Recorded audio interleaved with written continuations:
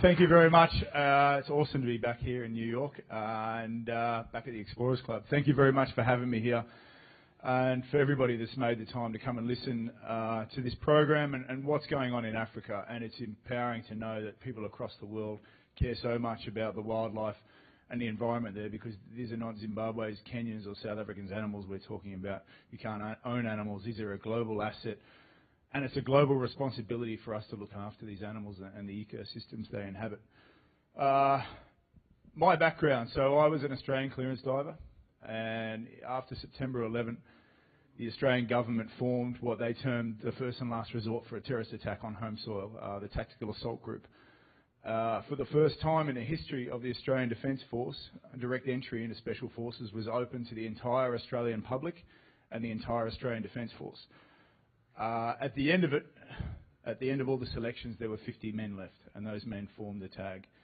I went across, coming from the Navy, went across into Water Troop, and then was told 2 days later, we want you to go and become a sniper. Went and did all the sniping training and was online as a special operations sniper. Eventually ended up in Iraq, 2005, 6, 7, and 2008, early 2008, I left Iraq. I'd done a dozen trips where I got back on a plane, left my family at home, decided to go back over there and, as we say, roll around in the sandpit. For a lot of guys that leave the military and leave Iraq or war, the real war doesn't start until the bullets stop and you're trying to figure out how to reintegrate back into society. And there's no job for a sniper in the local newspaper when you get back home. I do take cash jobs on the side, though, if anyone's interested. Cash only. Sorry, we're not allowed to solicit here at the Explorers Club, are we? Sorry, Anne. I ended up in South America, and like for a lot of, and this is very relevant here in America. 22 U.S. citizens, former military members, commit suicide a day here in America. I ended up in South America on a very downhill slope. Just trying to piece life together and figure out how I go from being someone who was everything in the units I was in to being sort of almost irrelevant in the real world. Fortunately, I got shot back out the other side and got on a one-way plane, a one-way ticket to Africa. I'd heard about anti-poaching about a decade before, and it sounded like the next cool adventure. So I got a plane. I had my boots and I had a carry-on bag. And I ended up in Africa. I didn't even have a check-in bag when I left. It was a one-way ticket. That was in early 2009. Travelling around the southern parts of the continent, trying to see what was going on and where I could get a foot in the door to get involved with this next adventure, which was going to be anti-poaching. I would consider myself, looking back on where I came from, to be fairly selfish. I didn't join the military to serve my country. I did it because it was a cool adventure. I didn't go to Iraq to help the situation. I did it to make money. I didn't come to Africa looking for a cause. I went looking for a fight. So when I got over there and I started spending time with these rangers on the front lines, and you've got to understand, I had like this macho armour of bullshit and ego around myself that I'd built up over all these years. I mean, a fucking seek and destroy written across my chest, which I got that when I was 19. It took a decade to grow into, I'll say. But when you start to see what rangers are doing, and the hard work they're doing, the time they spend away from their family. They're away from their family for up to 11 months of the year. Whether you like being out in the bush and smelling the fresh air, whether you like watching National Geographic, whether you like reading the magazine, it all comes down to one group of people. And it's the group of people that are out there right now as we sit here tonight who are out there defending the last line of nature with their own lives. Risking their life not so much against the poachers they're trying to stop, but against the dangerous animals they're trying to protect and they live amongst, getting paid as little as $100, $150 a month. And there was me trying to have an adventure on the back of their hard work. Made me stop and reflect, what is life about? What am I doing? Is there more to life than scratching one's own itch? The important things in life are not things, they're actions. And these rangers inspired me. They inspired me to want to do something better. The second thing I saw is animals. In Iraq, you get in a fight, it's a two-way street, yeah? Over there for these animals, it's a one-way street. You've got animals who are just trying to go about their daily business, walking down and get water. Poachers know they hang around the watering hole. They get shot, they get killed. An animal that weighs as much as a truck killed for something you can hold in one hand. Animals don't want a car, a paycheck, bigger house, fancy car. Animals want one thing. All animals, not just elephants, not just rhinos, not just the sexy ones. Animals want one thing. They want to live. They want to live. And we as a species continually take that away from them. Animals that have the same desire to live, to build family structures, to want to live without suffering, they want that, and we take that away from them. So that combined with seeing what rangers were going through sort of messed up my whole plan of a 6-month adventure running around the bush to hunt some poachers. Actually made me reflect, what can I do with the skills I have and the money I saved? I got involved with real estate when I was quite young and managed to build up a modest portfolio of property, which when I made the decision was made. The final decision was made on a patrol with rangers walking through the African bush and coming across a buffalo that had her back leg stuck in a wire snare. And the rangers who can look at the ground and read the ground like we read the front page of a newspaper, it's a language for them.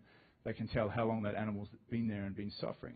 And they said she'd been there for 3 days. She was still alive, but she'd ripped the pelvis in half trying to get her leg out of that wire snare.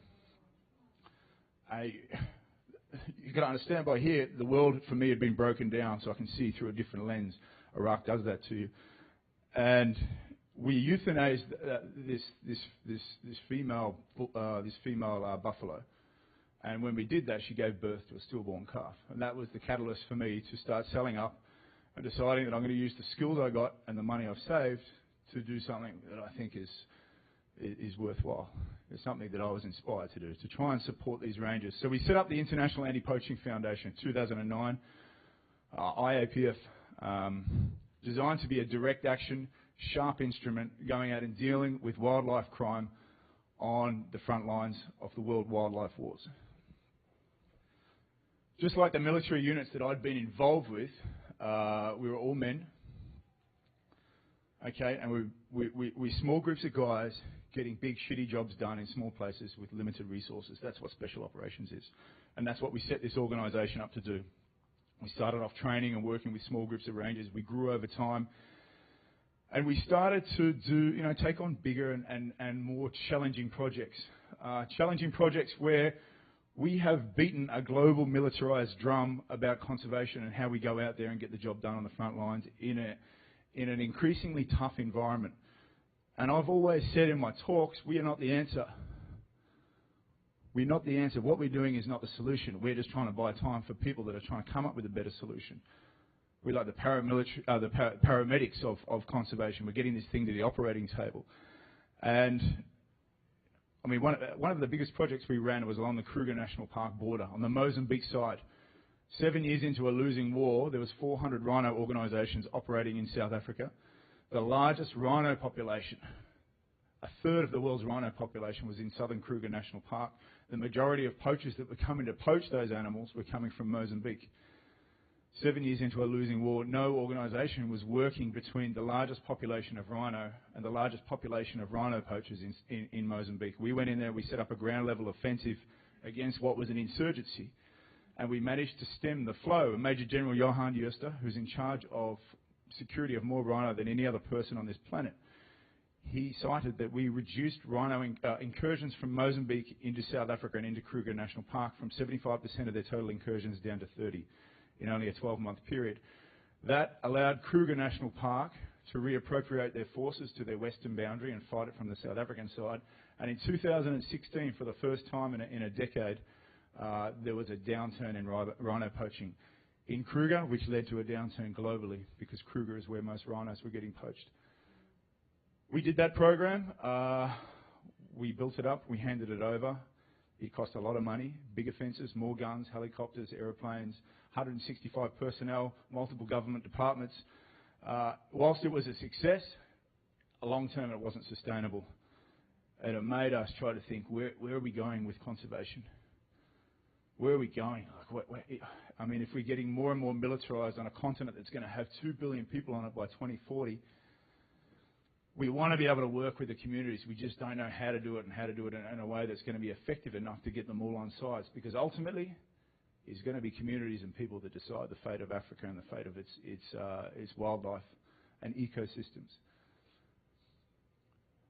there's a growing amount of evidence that tells us that empowering women is the single greatest force for positive change in the world today. I come from the ultimate boys club. You can be the president of a country, maybe not America, and be a female, but you can't be special operations. Okay? We were the only all-male units in the military, and we prided ourselves on that, and we ridiculed the units that transitioned to accept them. So for me to sit here today, or stand here today and tell you that I think women will change the face of conservation is an extreme turnaround, but I've seen it firsthand, and I'm inspired by it. Faced with a growing amount of evidence of women's empowerment and what it achieves, and being an organisation that wants to try and evolve and think outside the box, in an industry that spent billions, tens of billions of dollars over the previous decades, and we're still talking about elephants and rhinos going extinct. Imagine we've been doing it wrong the whole time. Imagine we've been doing it wrong the whole time. And so we looked at setting up just as a trial, nothing more, and jeopardising our entire reputation with massive risk by transitioning to women from an all-male frontline organisation. We thought, let's just give it a go and see what happens. You know, all the evidence that we're seeing can't be wrong. But if it's right, why is no one else doing it? And so we set out to build the only reserve in the world that would be completely managed and protected by women. And we tried, and we tried, and we tried. And we got closed doors everywhere. We were offering to pay hundreds of thousands of dollars in employment costs, in salaries, in equipment, capital investment, and we were told no. People did not want to take that risk, but we did. We eventually found an abandoned hunting reserve in the Lower Zambezi ecosystem in Zimbabwe, one of the largest and most iconic ecosystems left on the continent, home to one of the largest elephant populations left on Earth. Hunting is a dying industry. Trophy hunting is a dying industry. Hunting has provided, has been used as an economic formula to protect certain areas that have been deemed unviable for photographic tourism for a long time. And what I don't like is that there's been enough people around the world that have been sort of pushed to accept this as an economic model without looking at alternatives. Hunting is dying because of reduced wildlife populations, because of tougher laws, penalties and restrictions around the export and import of certain trophies such as elephant ivory, and around activism. We've got a generation that's grown up on social media that can actually see what hunting is like at the click of a button, a generation that doesn't want to get on a plane and fly across the world to shoot something in the face. So what that means is collectively, across the continent, there's an area the size of France that is no longer got a model or an anti-poaching unit, or we're losing these areas. These areas are of equal biological importance to national parks and of greater strategic importance because they surround the national parks and they border the communities that poachers either come from or the communities that poachers either need to pass through to get into the ecosystem. And if we don't find an alternative model for these areas, the community moves in, they cut down the trees, they poach the animals, the water stops flowing, we have desertification, illegal mining and settlement. So we're facing an ecological disaster at the moment that nobody's talking about. An area the size of France, nearly 700,000 square kilometres. We need to be looking at alternatives. We found this area, we fell into this area because everyone else said no. We knew that we were going to be scrutinised heavily.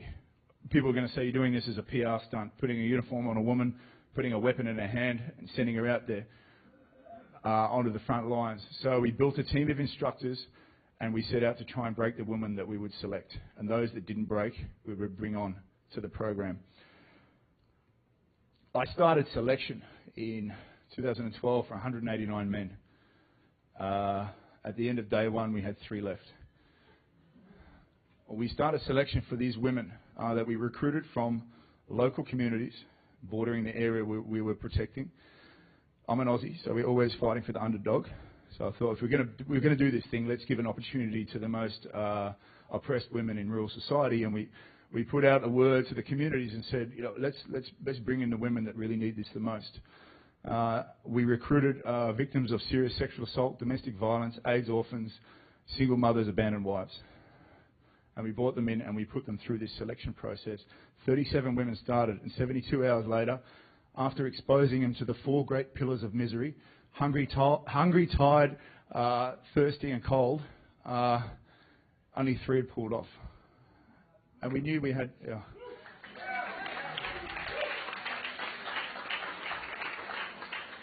I've built a career from bringing men to the point of breaking across 3 continents and rebuilding them to what we need on the front lines.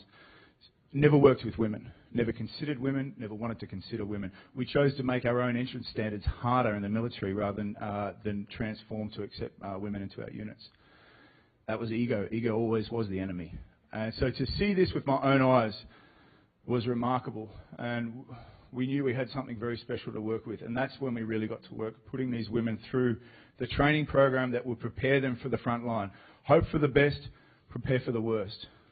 There's nothing that we were not going to train these women to prepare for in terms of the ecosystem they were looking after. You can let's roll those pictures through and give people a look at the program and the women that we're talking about.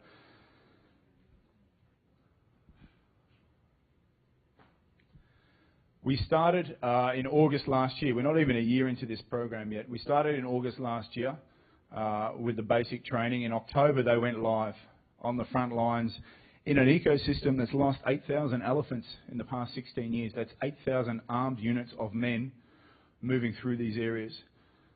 What we saw with these women was remarkable. The way they go about their business, the way they do their jobs.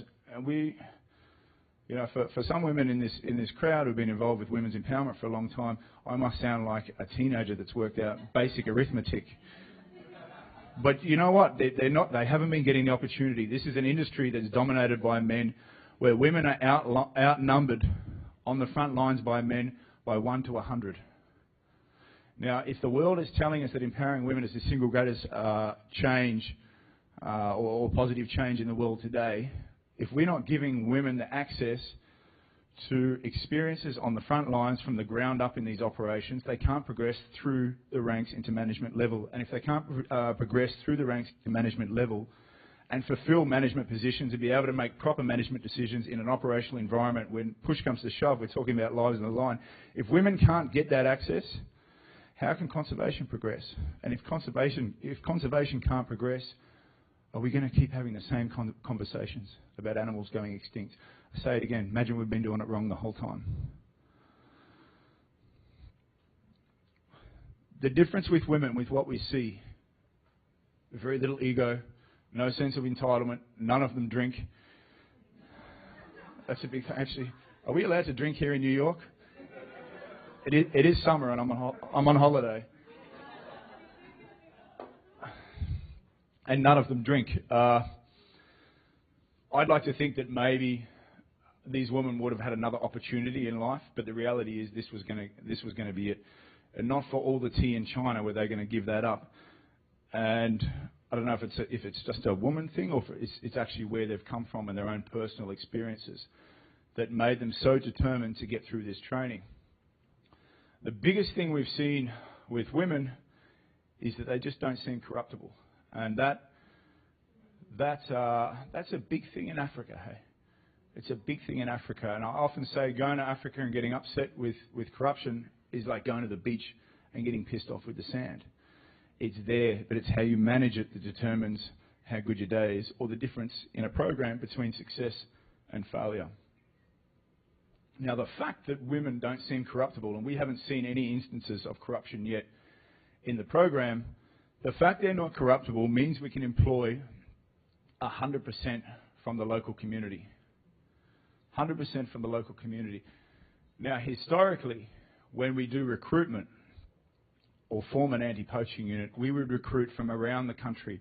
We would go out and we would bring men in to an area from which the local population has been forcibly relocated from to create this national park or wildlife preserve.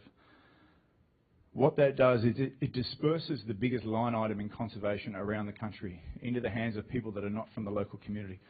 When we're able to safely and with minimal risk employ 100% from the local community, what we do is we turn the biggest line item in conservation, which is law enforcement, we turn that into a community investment. So at the moment, at face value, we are investing 62 cents from every dollar we spend operationally into the communities. That money is not going into the hands of chiefs. It's not going into the hands of councillors. And it's not going into the hands of the government. The money is going into the hands of women at household level. We are putting the same amount of money into that community through this model every 34 days as what trophy hunting, a dying industry, was putting in per annum in this area. The bottom line triple gears because women spend 3 times more, according to the United Nations. They spend 3 times more of their salary on family and local community than what men do. It opens conservation up to multi-sector funding. Come in. It opens conservation up to multi-sector funding. There's 2.5 times more funding available for female empowerment in Africa than there is for conservation. Being a viable economic alternative to trophy hunting means we open up to animal rights funding. The program is completely plant-based, and I'm happy to talk about that during question time if you like. But that opens us up to the fastest growing food sector around the world, and a sector that's grown 600% here in the United States in the last 3 years, where most of our funding for this program comes for. And then we have traditional conservation funding. We spend the same dollar, the same single dollar, we spend it 3 times. We flip conservation on its head. We say conservation is not our top priority in the strategy. We're a conservation organisation. We're not a female empowerment organisation. But female empowerment is now the top part of our strategy. That's where the first dollar is spent.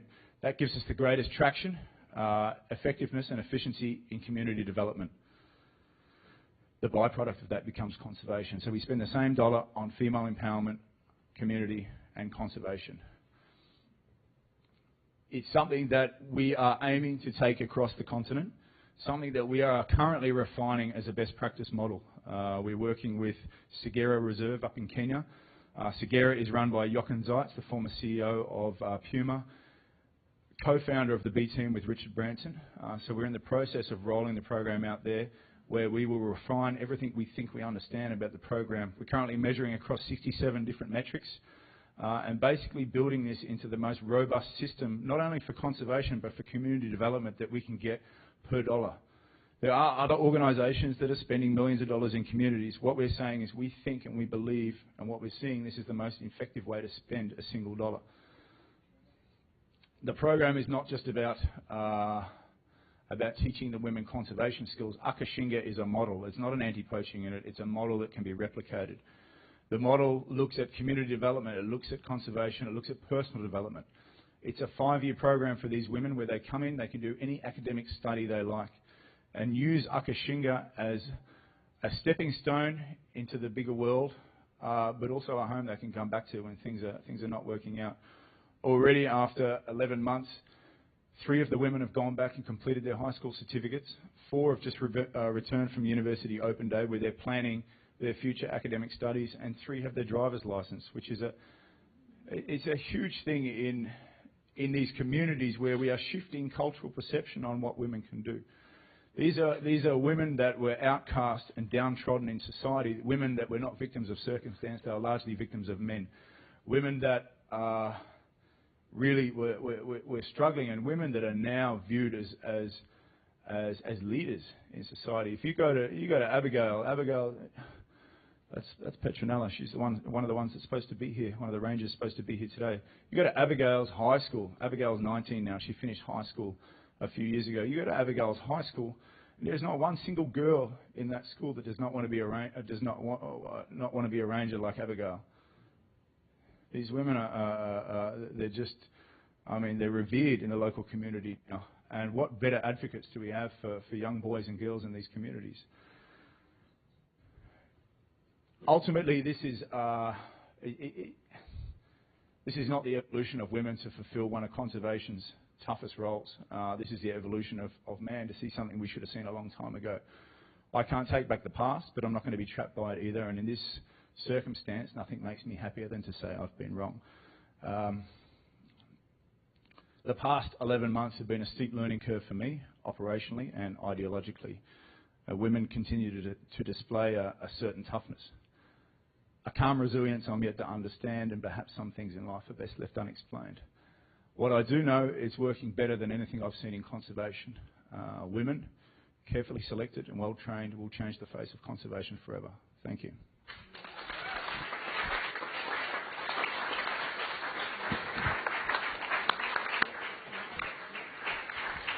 Wow. You talk about somebody who's doing amazing work empowering women in these villages. That sounds like a complete paradigm shift in conservation, because we're going to do some Q&A if these guys have an extra mic. Okay, great. But you know, the reality is that conservation, we are failing. I agree 100%. There's 400 rhino organizations in South Africa, and they're losing 1,200 rhinos a year.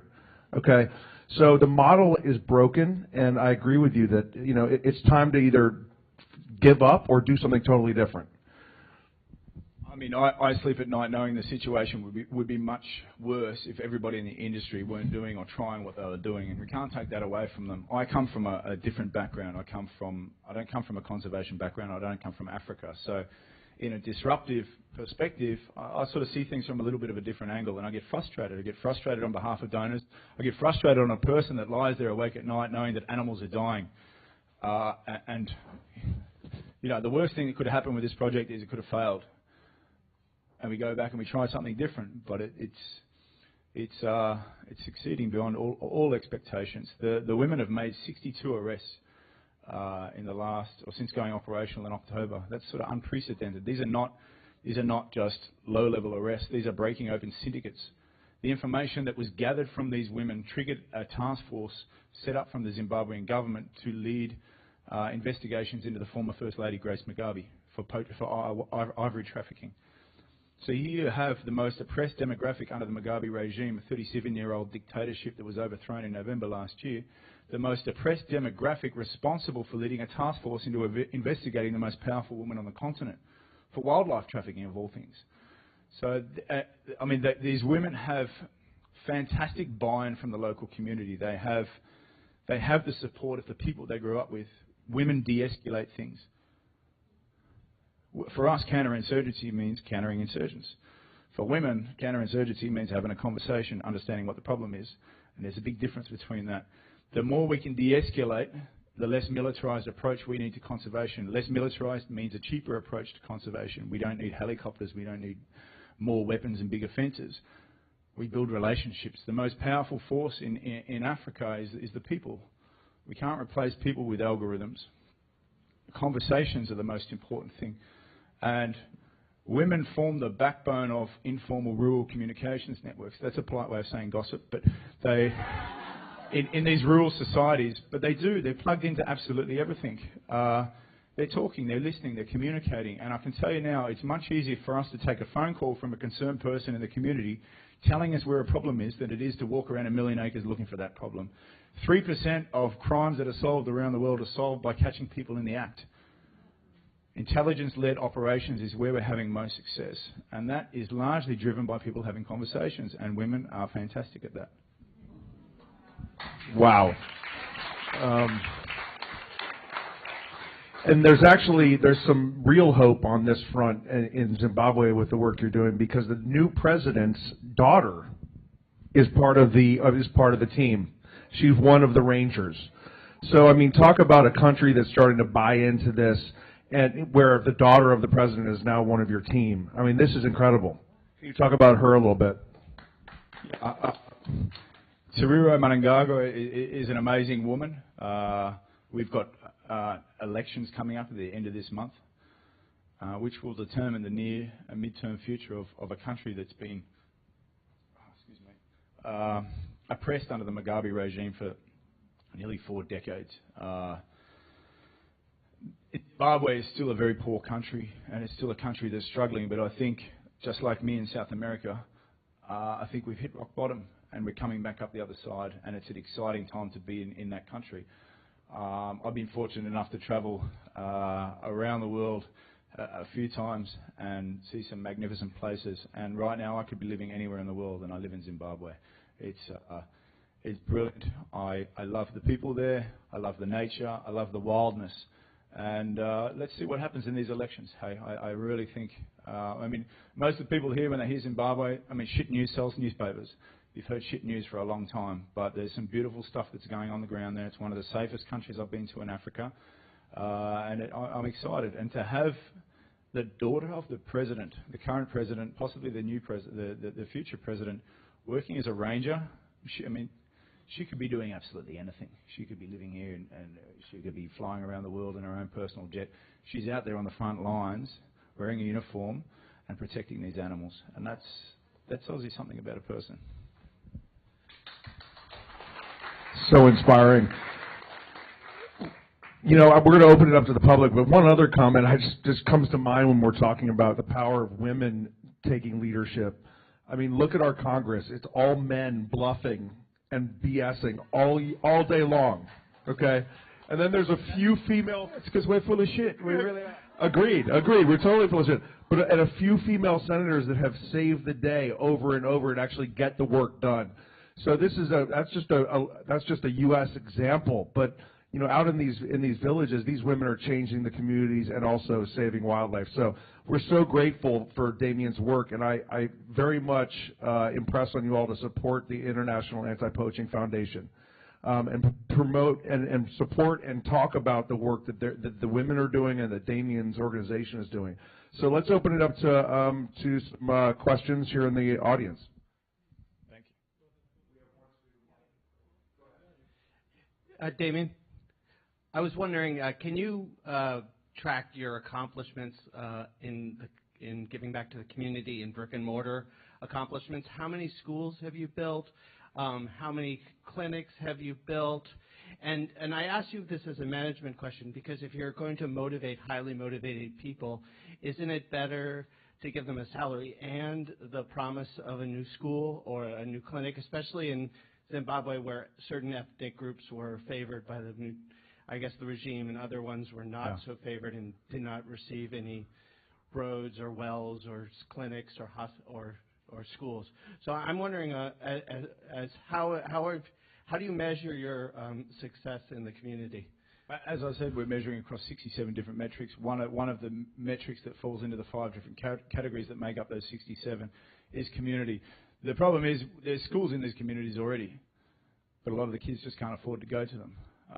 You take someone like Kelly, you'll see in one of these slides, Kelly was raped when she was 16. She got pregnant. The child she had was taken from her because in Shona culture, if you can't afford to look after the child, it goes to the parents of the father. Women like Kelly, who now have a job, have gotten their own children back, put those children back into the schools that you're talking about, put a uniform on their back, buying their own blocks of land and building their own houses. And this isn't me talking here. I'm just speaking on behalf of what I've read. The greatest way to spend a dollar in this community upliftment is to put it into the hands of women. Because I can tell you when they get their paycheck, they don't go out looking for the nearest prostitute or to spend it at the bar. And this is honestly what we see so much of. And this, trust me, I'm the last poster boy for women's empowerment. We don't do this because we're a women's empowerment organisation. We don't do it because people think it's equitable or we want to look good in front of other people. We do it because it makes business sense. And the more people that start to see this angle from our perspective, I think the great attraction that some people in the room might see the women's empowerment coming from. The communities are ultimately the answer, and I've said that before. We've been building dams, we've been building roads, we're building a greenhouse at one of the local schools. Our program in the communities called Back to Black Roots focuses on food and nutrition in communities where people spend a lot of their money, or what little money they do have, on eating a poor diet. Now, the kids that do go to school, if they're not eating properly, they're not thinking properly. If they're not thinking properly, they're not learning properly. And if we're not learning, we're not progressing. Back to Black Roots focuses on the history of Africa and where Africa came from, a largely plant-based diet, which has now morphed after Western involvement and Western agriculture there to a largely meat-based diet, which they can't afford a lot of meat. They're eating a lot of crap food as a substitute.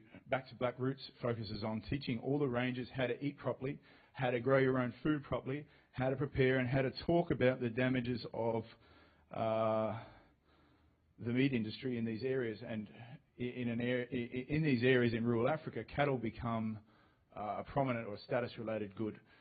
Now, the less people that are grazing cattle in and around protected areas, and it is a huge threat to habitat over there. So much land is lost from elephants and rhinos and biodiversity. Biodiversity, these areas that have billions of animals in it, that are cut down to plant fields where much of the food is used to graze cattle. Less people poaching animals for bushmeat in the future. That's a byproduct of less people that are eating meat in these communities. It takes 48 times more water to produce a kilogram of beef than it does to produce a kilogram of vegetables. In water-stressed places like Southern and East Africa, we need to be thinking down the line of where we're going with these communities. And the cheapest and most nutritious way for us to feed these communities is to teach them how to grow their own food and teach them how to prepare it properly. So whilst we're not building schools, we are supporting clinics. What we're doing is focusing on getting kids back into the schools that are already there.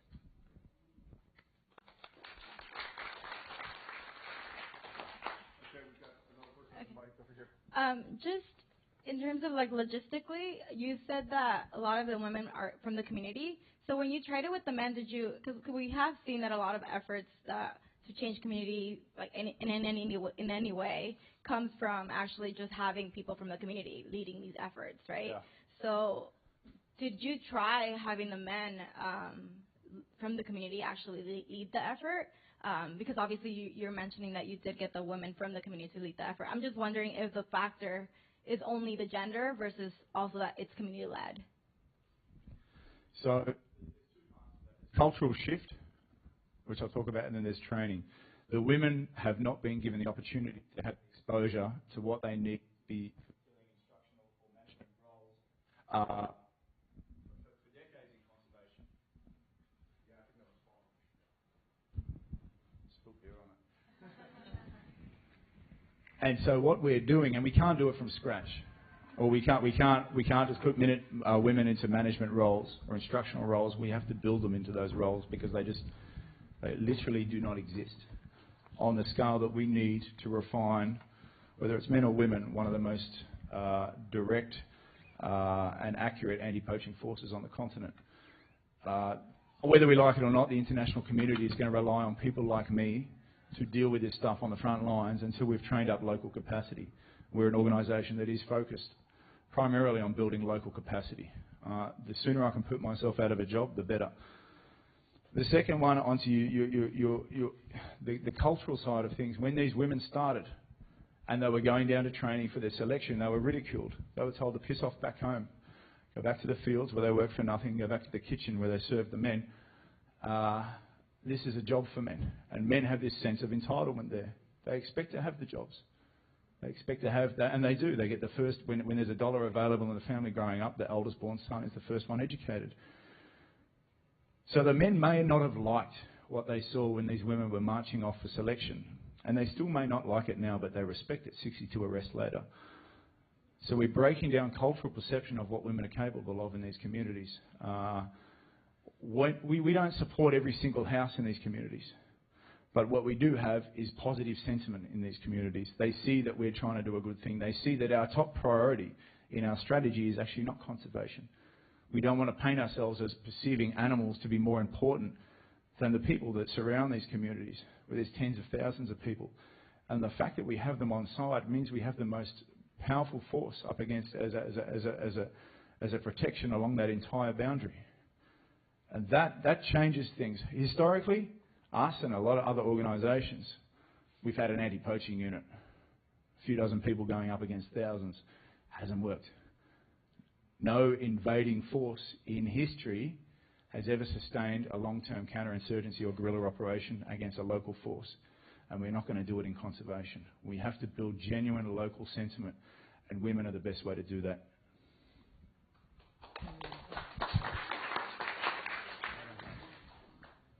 Thank you, first of all, Damien, for being here. I waited 10 months for you to come, and what a surprise for it to be at the Explorers Club. I recently finished working with 10 African filmmakers from some of the worst countries where the worst genocides are going on. So my question to you is, how do you change cultural perception? How do you take, men that have multiple wives where they're, willing to machete a wife's limb off?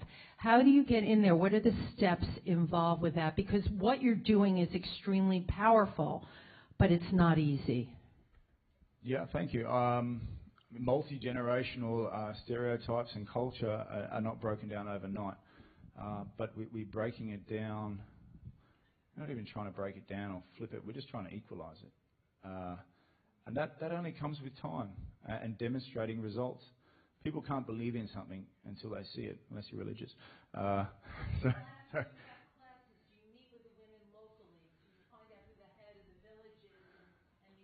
We spend a lot of time working with the chief and with the village elders.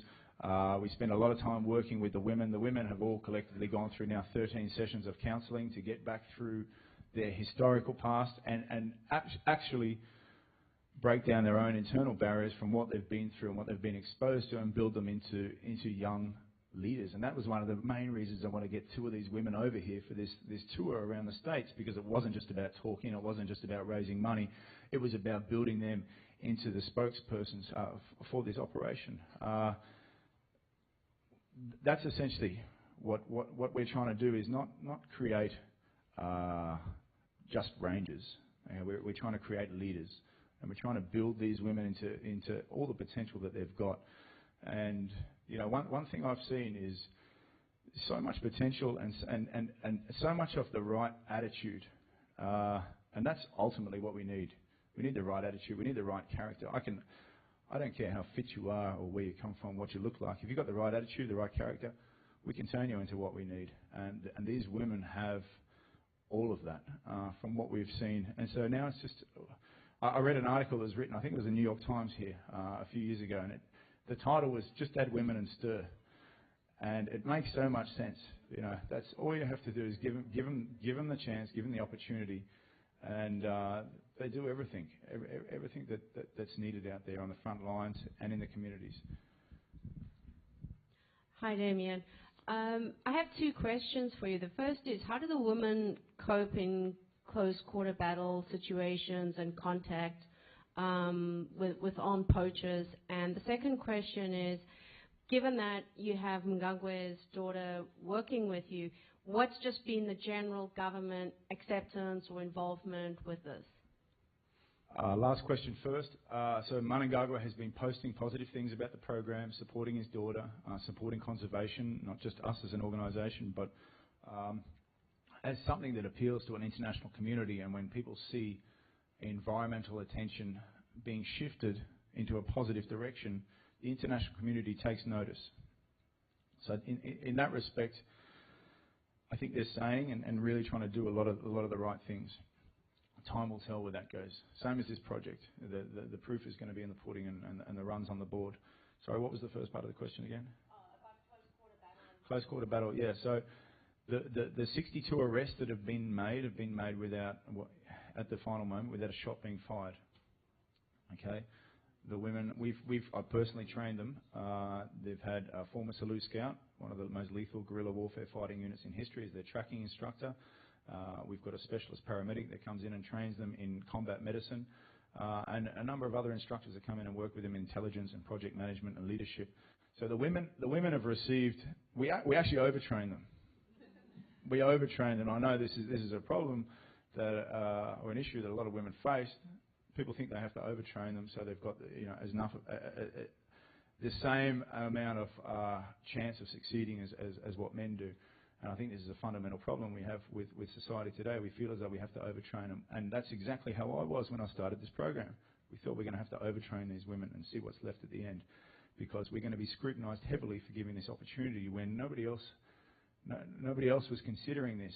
There's no other reserve in the world that's completely managed and protected by women.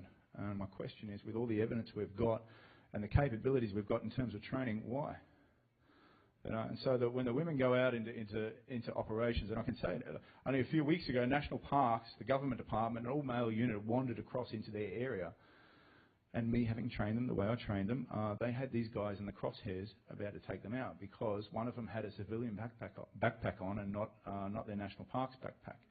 Okay, very lucky that they didn't pull the trigger, but that's also another part of their training. Correct escalation in the use of force. Use the minimum amount of force required to get the job done. Hope for the best, prepare for the worst. Women naturally are de-escalating everything that we do and the way we go about our operations. The 2 men they caught 2 weeks ago, and just in the last 2 months, just so you know, in the last 2 months, there's been 41.5 years worth of jail sentences handed down to the women these men have caught in the last 2 months. Not historically, but So the authorities are sitting up and taking notice of what these women are doing and who they're bringing into the police station. One of those, or two of those men had been involved with a shootout in national parks. One of them was on the run and wanted for murder. Okay, these women arrested them without a fuss. Okay, they went in there. They like operating in the dark of the night between 2 and 3 a.m. when most guys are sleeping with a hangover in these areas on a Sunday morning. I shit you not, and they take these guys in. And I think one of the pictures that scrolled up there was exactly that. One of the guys being led from prison to go and face a 9-year jail sentence before he was taken back to court to face the murder charges that he's wanted for. Oh, hi, Damien. Thank you very much. That was wonderful to listen to. And we all know through the finance world that when the microloans were given to women, that it improved the entire community because the men weren't gambling and drinking the money away, and the women would roll it back into the community. And I just wanted to make a couple of comments before the question.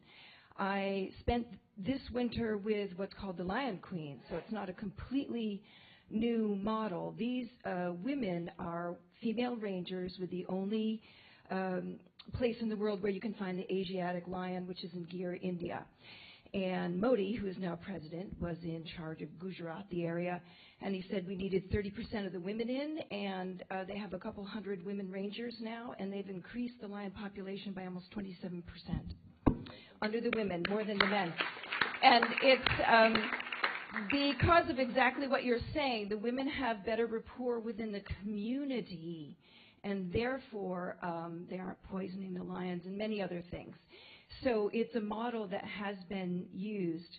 And then one other thing in terms of men and women, I think it's very interesting here in the United States. It wasn't until 1990 we had the Women's Health Equity Act. All medical studies were done with only men until 1990. So under stress, we always thought that it was fight or flight. Well, that's if you have more testosterone, if you're a man. Now that they have studied women's bodies, we know that women under stress, it's tend and befriend. So you can see why your women work so well as a group. How many women would run and leave their children? We bond, connect, tend and befriend. Remember that. So my question to you after all those comments is, we need to have more men on board. We need more women in positions of power and influence in the world to have a more balanced world. So how do we convince more men like you to actually listen to us women and see how we work a little differently? I think, for a lot of people, men or women, the bottom line is what makes the most sense. And as I said before, this just makes the most business sense for us. What inspired us to do this program in the way we've done it is looking at various programs that employed women around the world, but didn't give them the full opportunity to fulfill every function within that operation. And we saw units where women would be employed and put into certain roles, but not every role.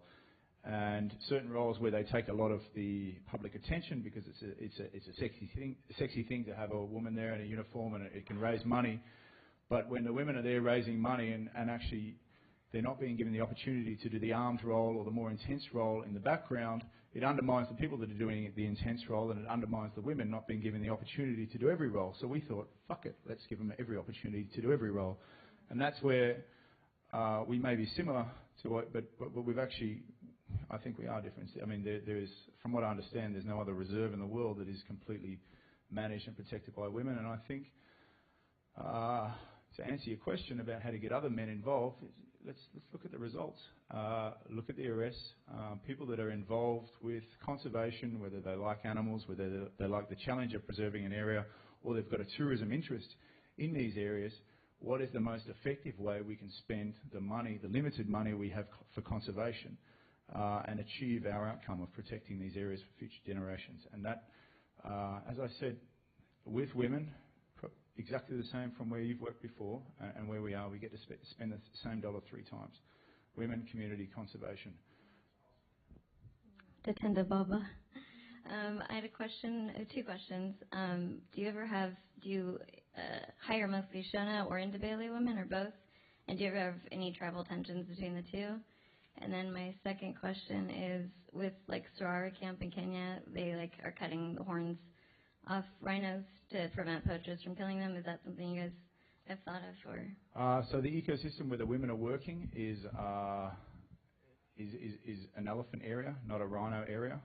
The project in Mozambique was a rhino area, but there were, I think, around 8,000 or 9,000 rhinos in that area.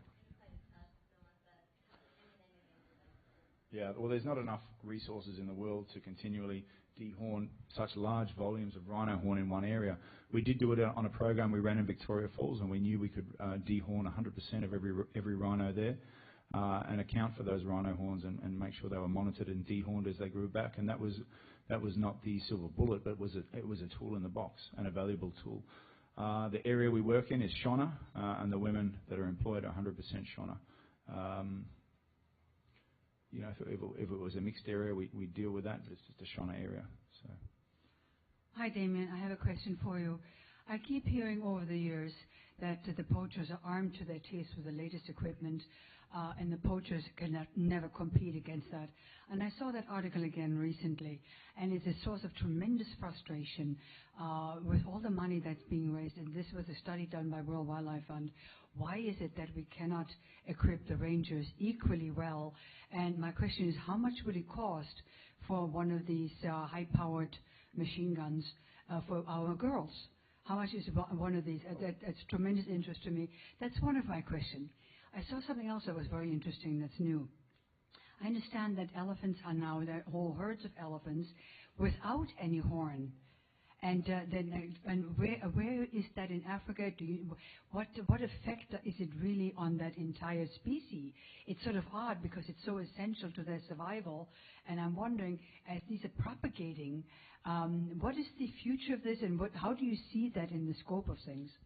So where we're seeing elephants that are being bred out with a tusk, with the ivory, is predominantly in Asia, and that's just that the majority of tuskers are being poached out. And that is a symptom of mankind. That's something we're responsible for. Our future as a civilization is directly linked with our willingness to preserve biodiversity, and that is a symptom of a dying civilization, that we are allowing that to happen. The women. Just let me try and remember the first part of the question. The second part was about how much does it cost for a gun. Depends who you know. Depends who you know and what you want. I can tell you what it costs to recruit a woman out of her position in a struggling position in rural society and train her to deploy like this. It costs $5,800 per annum to recruit, train, equip and deploy and manage. So that's all the operational costs rolled into that, $5,800 per annum. What was the first part of the question? Sorry. I just wanted the cost of one of these high-powered rifles. Rifles, that's around $1,500. AR-15 assault rifle, switched to semi-automatic. Yeah. How much is it? $1,500 US. Oh, that's very reasonable. That's But I also wanted can I to put you down for 10? Do I have 15 assault rifles? I've got 16 assault rifles over here. I also wanted to address something, that question. It's the first assault rifle auction we've had at the Explorers Club. I'll buy one. Yeah, absolutely. For petty. Anyway, one of the questions about India, I had read that the reason India is so successful is because they shoot the poachers on sight. Okay, that's. We don't want to. Yeah. You know, and it probably goes through a strain of my own evolution, where once upon a time, maybe not shoot them on sight, but I mean that's a rule that we've had and a law that we've been able to function within. But it's not the answer. Building communities to a point where they don't want to or don't need to poach is the ultimate solution. It's a tough solution. The age-old cliche of winning hearts and minds is a tough one.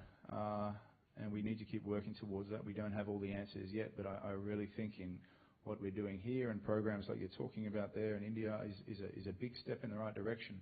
And if we can prove or continue to prove that de-escalating a small area in the lower Zambezi ecosystem of Zimbabwe is possible through the empowerment of women, imagine what we can do across the continent.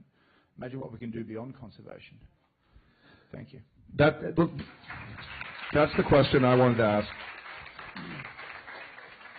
So speaking of the future, because I think that's, you mentioned that this is a model. It's not just about this one team and this one park. This is a model that we want to spread throughout Africa and around the continent. Can you talk about how, your program, what the goal is for the expansion of this? And I just want to say de-escalation is the term you used, which I think is really powerful, because just going, paramilitaries going after each other is not solving the problem at all. We're losing. But de-escalating and empowering the women is what's working. So, but if you could talk about the goal and the plan for the future, because we want to help support what you're doing. Yeah, at the moment we're working towards a plan of refining a best practice model that can be scaled across areas that have previously been set aside for trophy hunting, areas that are dying a natural death with the industry, areas that equal that 700,000 square kilometres. We know that it costs $5,800 per woman per year, and that she protects around 4,200 hectares. So it just becomes a matter of mathematics, scaling this thing out. Around 5,000 women, we can protect around 13% of areas that have been set aside across the continent for trophy hunting. I mean, my vision is that one day we can accept that there are other economic models out there to support areas in Africa that are different to trophy hunting. Are we that ideologically stagnated as a species that we have to rely on this model? Is trophy hunting, is shooting an elephant in the face, is that more powerful than spending money on these women to go out there and do their job and support their families? Trophy hunting, we both rely on the same thing, marketing. Trophy hunting relies on selling an option to someone on the other side of the world to get on that plane and fly over to Africa to shoot something so that they can take it home and hang on the wall. Conservation and investment in these programs relies on selling an opportunity to someone on the other side of the world to empower these women. The difference between the two is you guys don't need to hang something on the wall to feel good at the end of the day.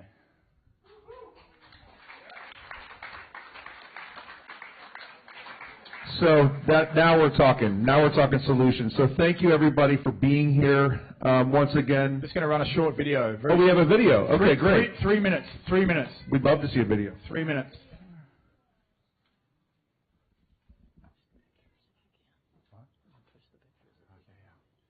And afterwards, we just, selling some prints outside if anyone wants one.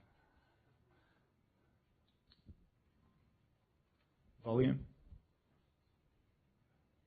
Volume, please.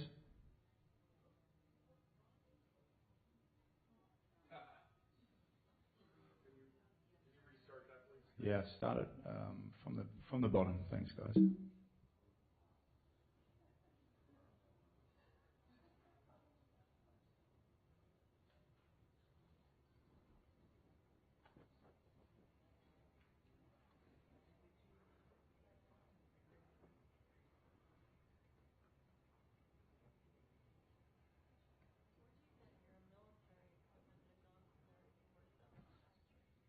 Where do we get our military equipment from? I mean, basically the only equipment there that can be deemed militant that is hard to get is the weapons, and we import those from South Africa, bring them in.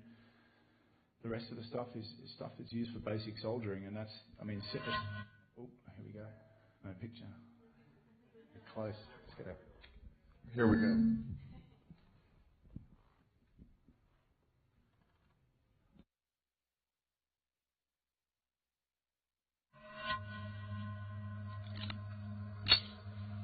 If you do something wrong to my animals, I'll catch you. Strike! More aggression this time. It's one of the largest elephant populations left on the continent. What do the men think of the men that you know? They just think that you cannot do it. They are totally wrong.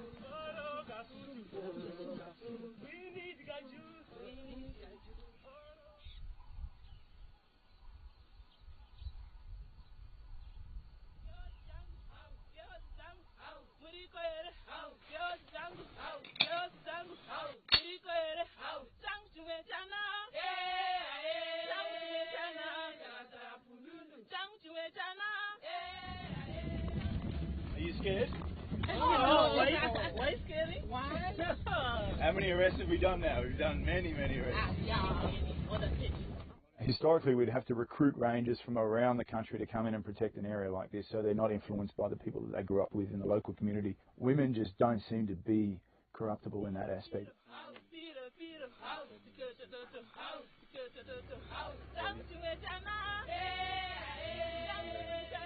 It's very difficult to catch a poacher who lives in the same village with you or next to a village, but you are my neighbor, my relative. If you do something wrong to my animals, I'll catch you. I did a selection course for 189 men about 6 or 7 years ago. At the end of day one, we had 3 left. At the end of day 3 with these women, only 3 had pulled off.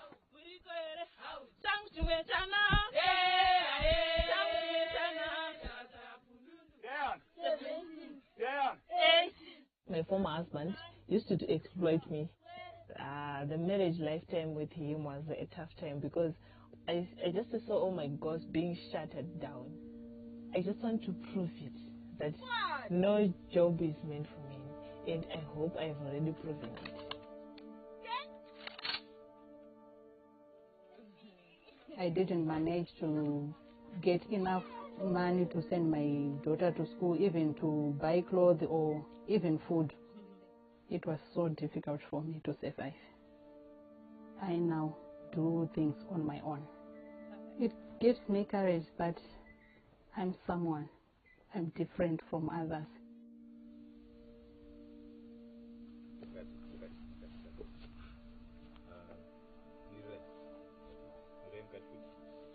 So, can I ask Vimbai to come forward, please?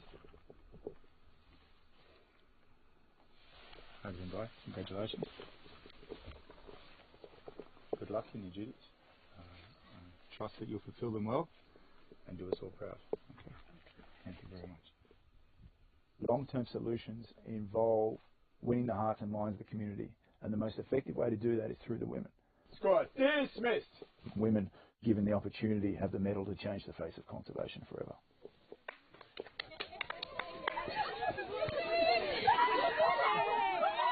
I don't know why they choose me. They know. So I'll try my level best to please them. I'll do my best. We are here to protect animals. That's our duty. They will not disappear forever. We'll protect them. We need